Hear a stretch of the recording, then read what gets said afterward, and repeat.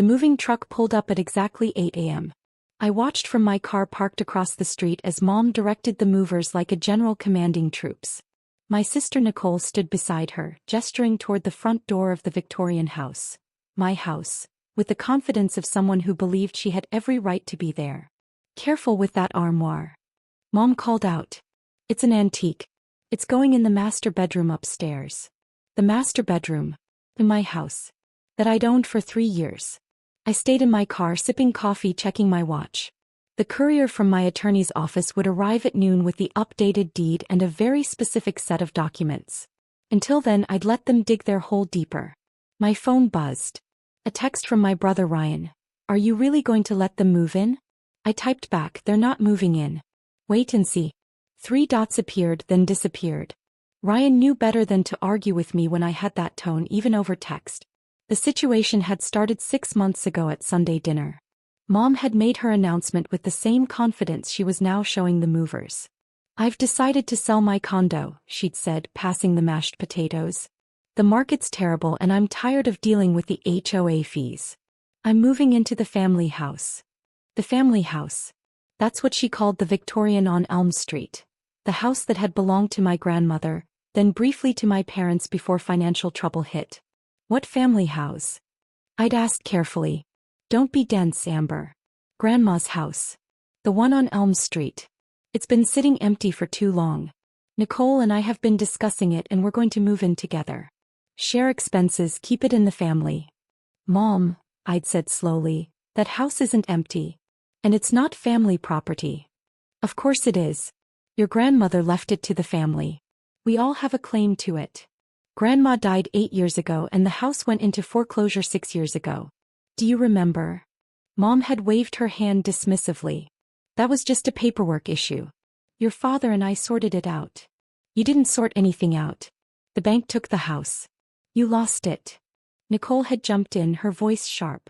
"Even if that's technically true, it was always meant to be family property. Grandma wanted us all to have it. You can't just claim it for yourself." "I'm not claiming anything. I bought it 3 years ago. From the bank. It's mine." The table had gone silent except for the clink of silverware. Then Mom had laughed, that dismissive sound she made when she thought I was being ridiculous. "You didn't buy that house, Amber. You were 28 years old. You didn't have that kind of money. I had just sold my app development company for $2.4 million. I had exactly that kind of money." "Your little phone apps?" Nicole had scoffed. "Please. Even if you made some money, you wouldn't have spent it on that house. You're too practical for sentiment." "It wasn't sentiment. It was investment.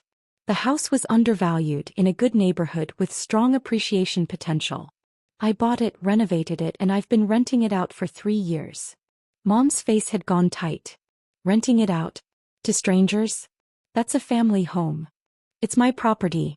And yes, to strangers who pay $3,800 a month and take care of it." "Well, your tenants will just have to leave," Mom had declared. "Nicole and I are moving in next month. We've already given notice on our places." That had been 6 months ago. I'd spent the time trying to reason with them, showing them documents, explaining property law. They'd ignored everything. In their minds, the house was family property, and my ownership was some kind of technicality they could override with volume and determination. Now here we were. Moving day. I watched Mom direct movers carrying boxes labeled kitchen and living room. Nicole's car was parked in the driveway, my driveway, overflowing with hanging clothes and decorative pillows. My phone rang. Marcuston, my attorney. "The courier is 15 minutes out," he said. "Are they actually trying to move in?" "Currently watching them unload a moving truck." "Jesus. Hey, I've also arranged for Officer Patterson to be there. Just in case things get heated when reality hits." "Good call. Amber, are you sure about this?" "They're your family. They're trying to steal my house, Marcus. I'm very sure." I hung up and got out of my car. Time to make an appearance. Mom spotted me immediately. "Amber. Finally. Come help us. The movers don't understand where things should go." "I'm sure they don't," I said calmly. "Since they shouldn't be going anywhere." "Don't start," Nicole said, hauling a suitcase from her trunk. "We've been over this. The house belongs to the family. You're being selfish about this. The house belongs to me. Legally, officially, completely. Family property isn't about legal technicalities, Mom said using her patient voice, the one that made me feel like a child throwing a tantrum. It's about what's right. Your grandmother wanted this house to stay in the family. That means all of us. Grandma wanted a lot of things. She also wanted you to make her mortgage payments, which you didn't do. Hence, foreclosure. Mom's face flushed. We went through a difficult time financially. I know. Which is why I bought the house. To preserve it. As my investment property. One of the movers, a large guy with a clipboard, approached us. Ladies? We need to know where you want this furniture. The truck's running on the clock here.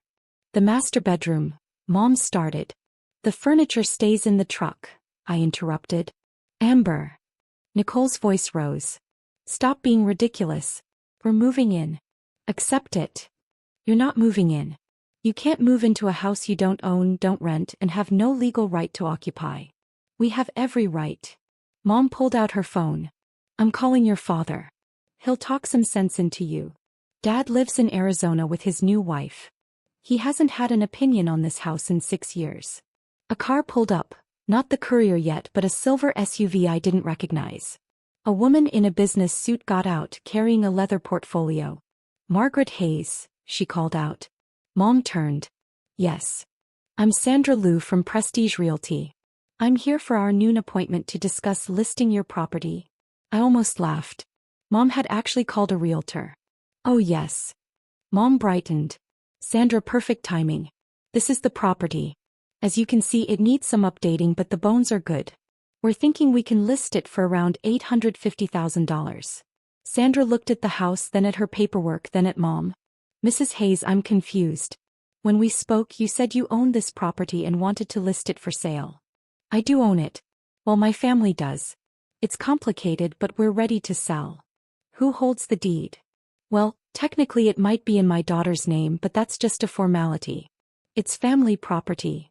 Sandra's expression shifted to professional concern. Mrs. Hayes, I can't list a property unless the deed holder authorizes it. Is your daughter here? I'm here, I said, stepping forward. I'm Amber Hayes. I own this property. And I'm not authorizing anything. Sandra looked relieved to have clarity. Ms. Hayes, are you interested in listing this property? No. I'm not selling. And these people are attempting to move into my house without permission. Mom's face went red. This is family property. Tell her, Sandra. Family property doesn't work like regular property. Sandra tucked her portfolio under her arm, her professional demeanor firmly in place. Mrs. Hayes, I'm sorry, but that's not accurate. Property ownership is determined by deed registration with the county. If Ms. Hayes holds the deed, she's the legal owner. Family relationships don't override property law. But I can't help you list a property you don't own. I'm sorry for the confusion. Sandra headed back to her car, leaving Mom sputtering. The courier arrived exactly at noon as Marcus had promised. Behind him, Officer Patterson pulled up in his patrol car. Just a presence, not aggressive but unmistakably official. The courier approached me with his tablet. Amber Hayes. That's me. I have documents from the law offices of Chin and Associates. I need your signature and then I need to serve copies to Margaret Hayes and Nicole Hayes. I signed the tablet. The courier pulled out 2 thick envelopes. Margaret Hayes. He approached Mom. What is this? She demanded. Legal documents regarding the property at 742 Elm Street. You've been served. He handed her the envelope, then turned to Nicole. Nicole Hayes. Nicole took her envelope like it might bite her. The courier nodded to me and left. Mom ripped open the envelope, pulling out the papers. I watched her face change as she read. Confusion, then disbelief, then anger. This says we're trespassing, she shrieked. This says if we don't leave immediately, you'll have us arrested. That's correct, I said calmly. You're attempting to move into a property you don't own, don't rent, and have no permission to occupy. That's trespassing. I'm your mother. And this is my house. Those 2 facts don't cancel each other out. Nicole was reading her copy, her face pale. There's a cease and desist order here. It says we can't contact you about the property anymore. It says any future attempts to claim ownership will result in legal action. Also correct. Officer Patterson stepped forward. Ladies, I'm going to need you to remove your belongings and clear the property. Ms. Hayes is the legal owner and she's asked you to leave. This is insane. Mom looked around wildly as if someone would materialize to tell her I was wrong. You can't do this. We're family. Family doesn't try to steal each other's houses, I said quietly. You've spent 6 months ignoring legal reality because it didn't fit what you wanted. You gave notice on your apartments. You hired movers. You called a realtor to sell my house. All without my permission. All while I repeatedly told you this wouldn't work. Where are we supposed to go? Nicole's voice cracked. You should have thought of that before you terminated your leases and ignored every warning I gave you. I pulled out my phone and showed them a string of text messages. 6 months of me telling them not to do this, explaining property law, begging them to reconsider. I tried. You didn't listen. Mom's face crumpled. You're really going to let your own mother be homeless? You're not homeless. You made yourself homeless by assuming you could take my property. That was your choice. Ms. Hayes is correct, Officer Patterson said. Ladies, you need to remove your items from the property now, or I'll have to escalate this situation. The movers, sensing the shift in power, began loading furniture back into the truck without being asked. Nicole started crying, hauling suitcases back to her car. Mom stood frozen, the legal papers clutched in her hands. I don't understand, she whispered. How did you become so cold?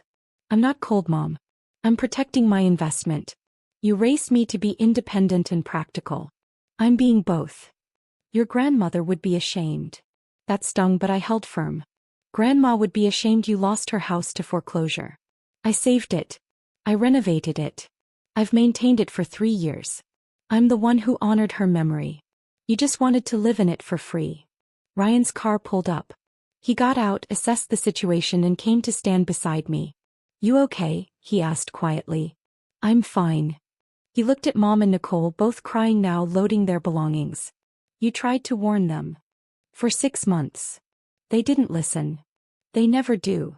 The moving truck left. Nicole's car left.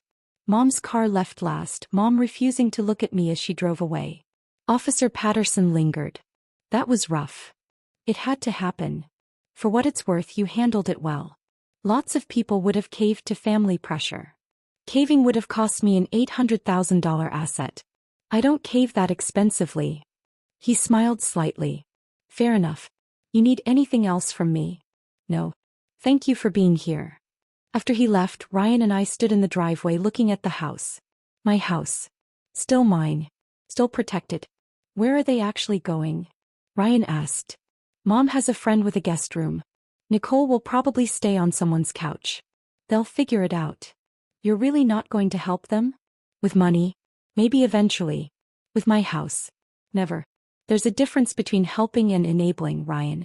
They need to learn that difference. Dad called me. He's furious. Dad lost his right to opinions when he moved to Arizona and stopped paying child support. His fury is irrelevant. Ryan laughed. You've gotten hard.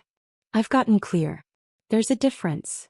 2 weeks later, Mom called from her friend's guest room. I found an apartment. 1 bedroom. It's small. Congratulations. I need first, last, and deposit. That's $4,500. I'm not giving you money, Mom. Silence. Then, so you'll just let me be homeless? You're not homeless. You have options. But those options don't include my house or my money. Not after you tried to steal from me. I wasn't stealing. She stopped. Maybe she finally understood. You were taking something that didn't belong to you without permission.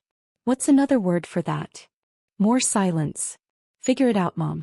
You're 62, not helpless. Nicole's 40. You're both adults. Act like it. I hung up. 3 weeks later, Nicole sent a text. Got approved for an apartment. Moving in next month. I'm sorry. You were right. I stared at the message for a long time before responding. Thank you. Good luck with the new place. 4 weeks later, Mom called again. Her voice was different. Smaller. I moved into my apartment. It's not much, but it's mine. I'm glad you found something. Your Aunt Carol lent me the deposit money. That was kind of her. Amber. I'm sorry. I didn't understand. I thought because I was your mother, because it was family, that the rules were different. The rules are never different, Mom. Not for property ownership. I see that now. I wish you'd helped us. I tried to help you by telling you the truth. You didn't want that help. You wanted me to give you my house. She was quiet for a moment. You're right. I wanted what I wanted, and I didn't care that it wasn't mine to take. It wasn't a full apology, but it was something. How's the apartment? I asked, softening slightly. Small. Quiet. I'm learning to live on my actual budget instead of my fantasy budget. That's good, Mom. Will you come visit sometime? I thought about it. The anger had faded, leaving something more complicated. Boundaries didn't have to mean permanent walls. Maybe. After some more time. I understand. She paused. I'm proud of you, you know. For what you built. For standing up to me. I didn't see it before, but I see it now. My throat tightened unexpectedly. Thanks, Mom. After we hung up, I drove to Elm Street and walked through my house. The tenant's lease was ending next month, and I had decisions to make about the property. I could sell it, take the profit and invest elsewhere. I could rent it again. Or I could keep it empty, a symbol of the boundary I'd enforced. In the end, I listed it for rent. A family with 2 kids signed a year lease at $4,000 a month. They loved the hardwood floors in the big backyard. They sent me a photo of their kids playing in the front yard, happy and settled. That's what the house was meant for. Not a battlefield. Not a symbol. Just a home for people who'd pay for it, care for it, and appreciate it. My phone buzzed. Ryan, proud of you, sis. You handled it right. I smiled and responded, thanks. It was the hardest thing I've ever done. But necessary, he wrote back. Yeah, I typed. Necessary. The house on Elm Street stood solid and beautiful, properly maintained, legally protected, and finally, serving its purpose without drama. Not family property. Just mine. And that was exactly how it should be.